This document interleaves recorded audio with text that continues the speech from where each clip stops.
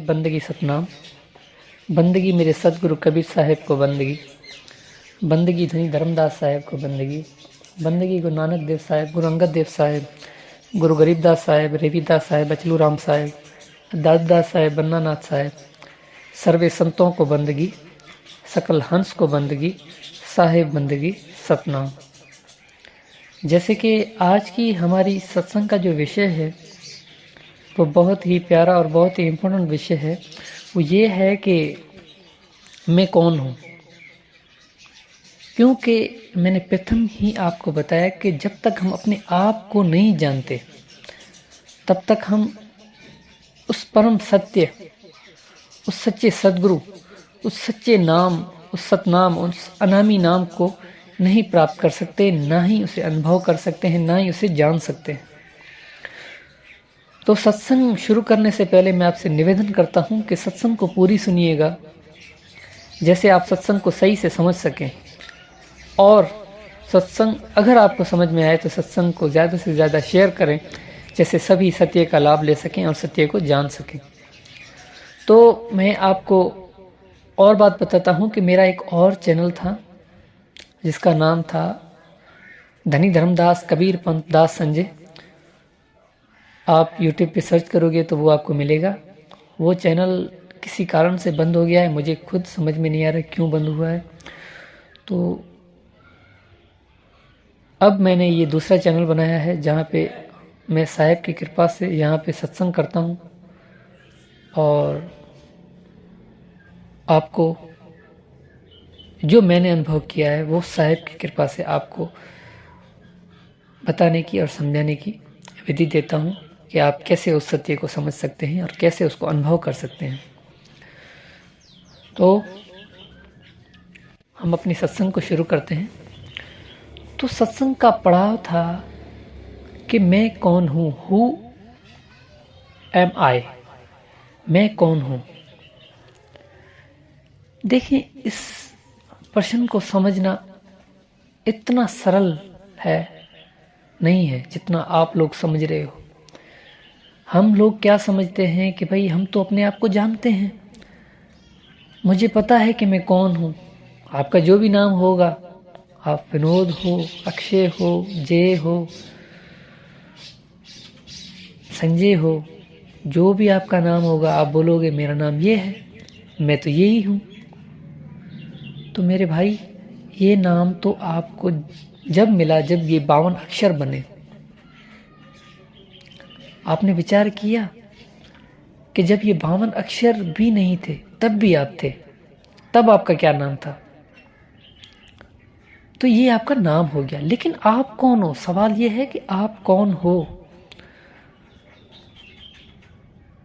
तो प्रश्न उठते हैं अपने हृदय में। प्रश्न अपने आप से सवाल करें।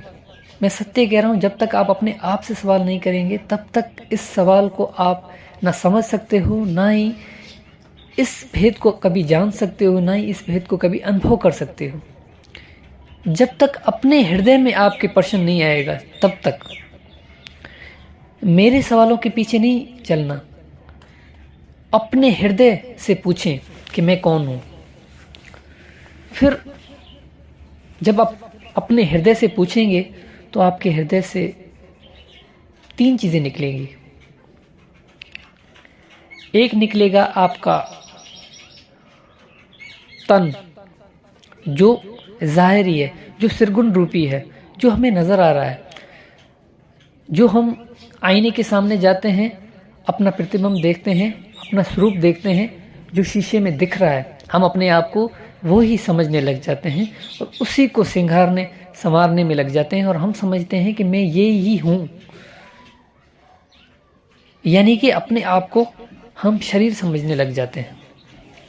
यही तो हमारी प्रथम भूल है।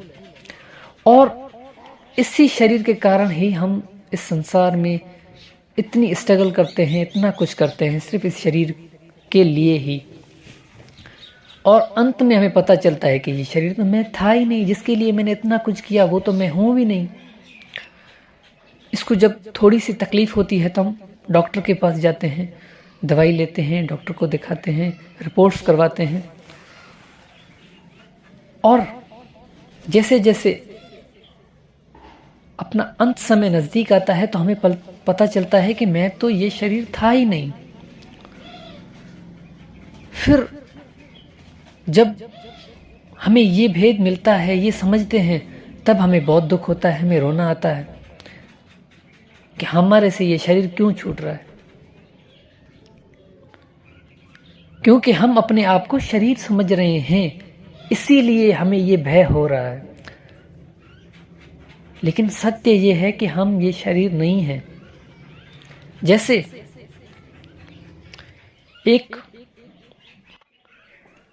आप एक तार लें, उस तार में एक पाइप डालें और उस पाइप पे जब आप विचार करें, वहां पे जब तोता बैठेगा, मुनिया तोता जब बैठेगा वहां पे, तो साहब कहते हैं कि मुनिया पिंजरे वाली नार तेरा सतगुरु है व्यापारी। यानी तोते की बात हो रही है यहाँ पे। वो कैसे फंसता है?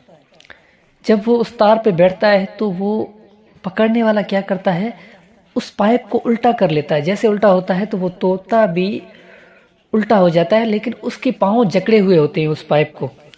तो वो समझने लगता है कि मैं अगर अपने पांव इससे निकाल दूंगा, यानी मैं अपने हाथ छोड़ दूंगा, तो मैं गिर जाऊंगा। इसी भय के कारण वो जो तोते को पकड़ने वाला होता है वो सफल हो जाता है और वो उसको पकड़ लेता है। कारण क्या है? क्योंकि वो उसको ये भय हो जाता है, वो अपनी आशा उसी पाइप में लगा लेता है। वो समझता है कि मैं इससे ही जुड़ गया हूं, मैं ये ही हूं। यही भूल हमारे से हो रही है। हम क्या कर रहे हैं? हम शरीर को ही अपना मान के सारी जिंदगी स्ट्रगल करते हैं और अंत समय हमें पता चलता है कि मैं तो ये हूं ही नहीं। और फिर हमें रोना आता है, क्योंकि जब ये छूटता है तो हमें तकलीफ होती है। तो हमें ऐसे गुरु की खोज करनी है जो हमें बताए कि मैं कौन हूं। तो आगे आता है मन। हम समझते हैं कि हम मन हैं। मन क्या है? निराकार रूपी जो हमारे शरीर में, जिसके कारण ये शरीर बना है, जो हर चीज का कारण है, वही मन है। इस सृष्टि की उत्पत्ति का कारण ही मन है। मैं आपको सिर्फ इतने सिंपल अल्फाजों में बताता हूं कि जो भी कार्य होता है संसार में, उस सारे कार्य का कारण मन है। मन के कारण ही सृष्टि बनती है। और हमें लगता है कि मैं मन हूं। क्यों?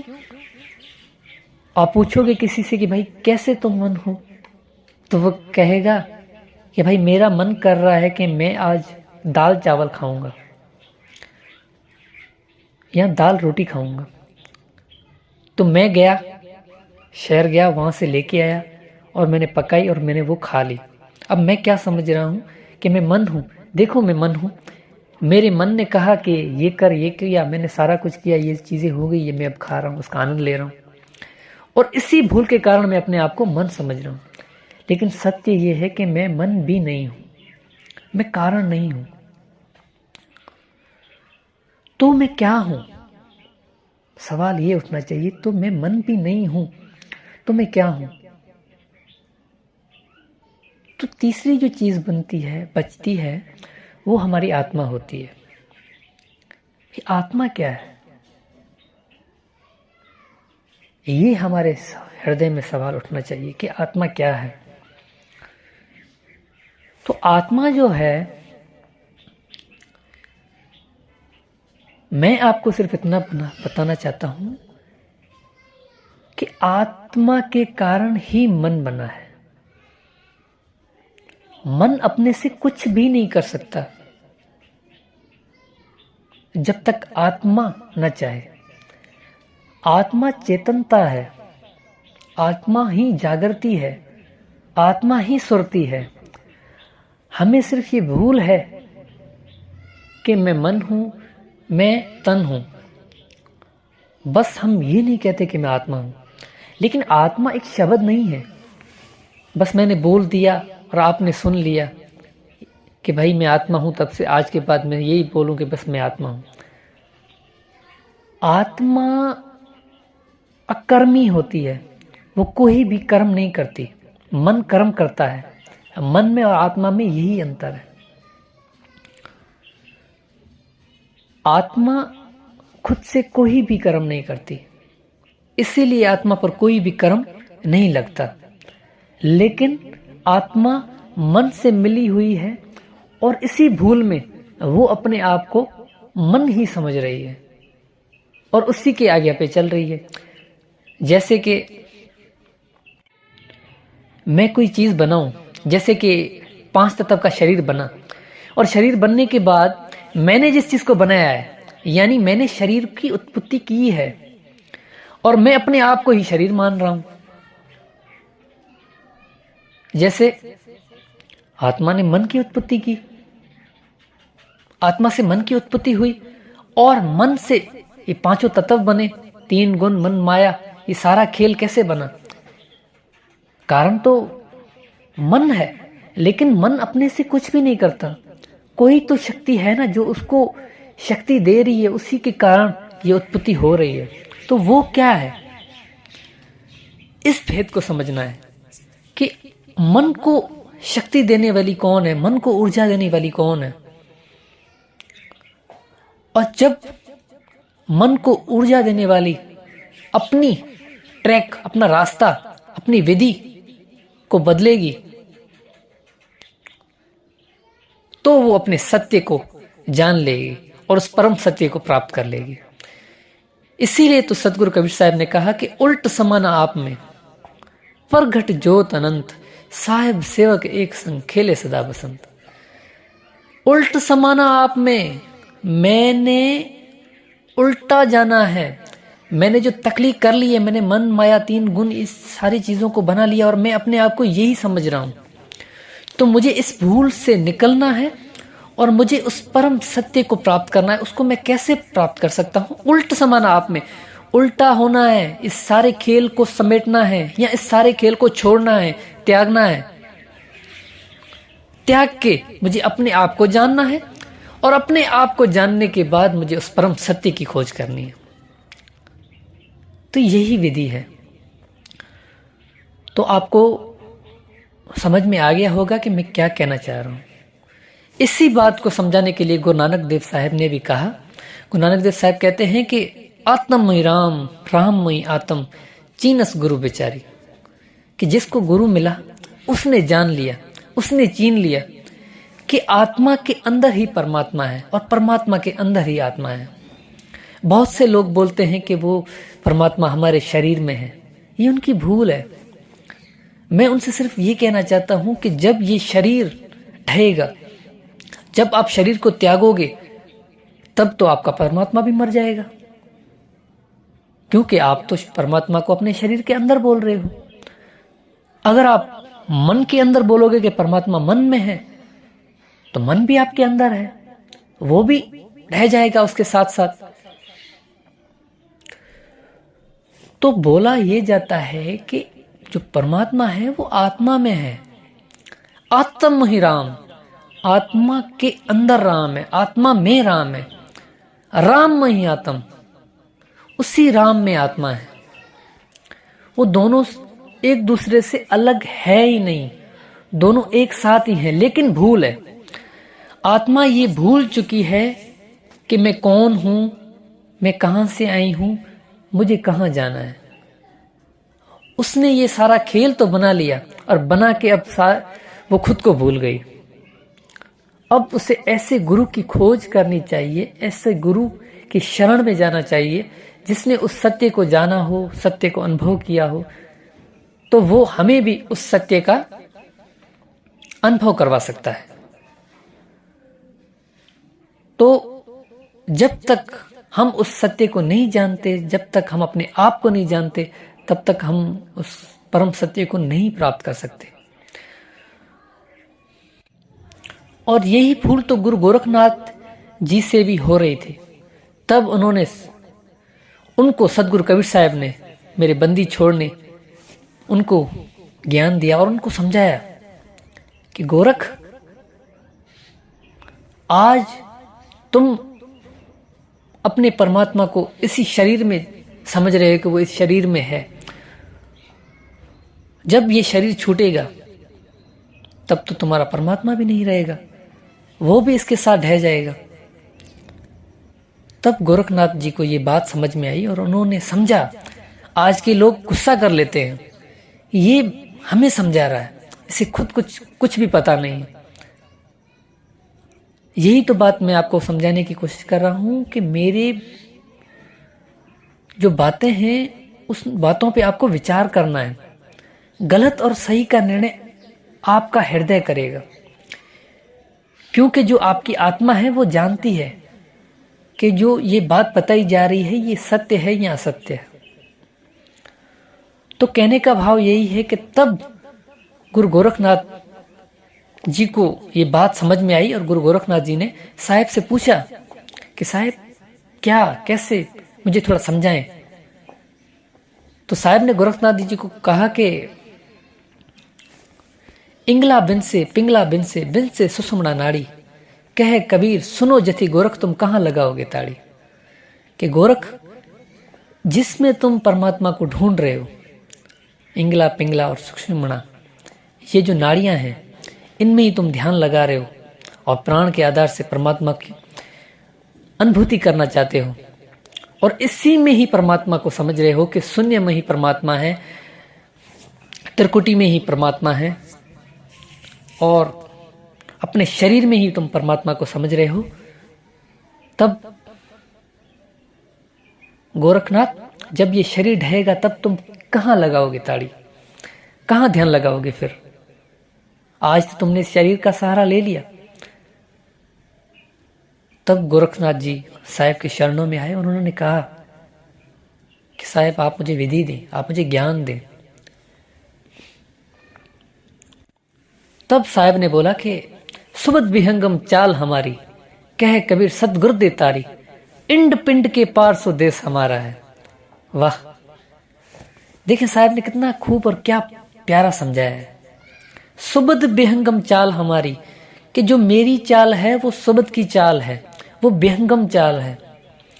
और लोगों को आज तक यही समझ में नहीं आ रहा कि शब्द क्या है।